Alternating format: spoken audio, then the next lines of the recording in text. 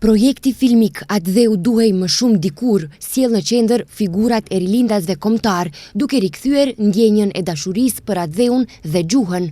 Ky ishte një projekt që u shfaq sot në sallën e komunës së Tetovës, ndërsa nxënësit morën pjesë spontanisht, duke interpretuar role dramatike me kreativitet dhe emocion.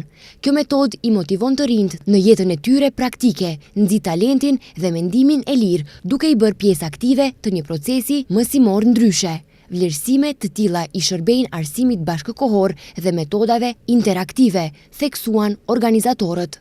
Plani ideja ime ishte që të përzgjedh nxënës, por jo ata që ne i konsiderojmë të shkëlqyeshëm. Një pjesë goxha e madhe e nxënësve janë që kanë qenë në hijen e shkollës dhe kjo ka qenë për atë njërisi që ne i kemi thirrur dhe në ndërkohë tre tematikat kryesore të projektit që po i zhvillojmë janë është si fillim projekti filmik në cilën kemi xhiruar copëza të veprave të rilindjes kombëtare, në cilën të gjithë nxënësit që janë quajtur si një pjesë e hije e gjimnazit, asnjëherë nuk janë thirrur në këto aktivitete.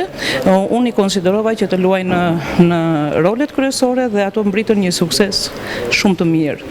Pjesa e dytë e projektit, kemi zgjedhur diku 10 nxënës për fjalimet publike, në kuadër dhe në fokus gjithmonë rilindja kombëtare, secili do të përfaqësohej nga një rilindas, dhe pjesa e tretë do të jetë edhe ekspozita në cilën kemi dizajnuar portretet e rilindasve dhe i kemi ekspozuar në projektin në cilën do zhvillohet. Ky projekt është realizuar me nxënësit e gjimnazit të Tetovës, Kirill Pejqinović.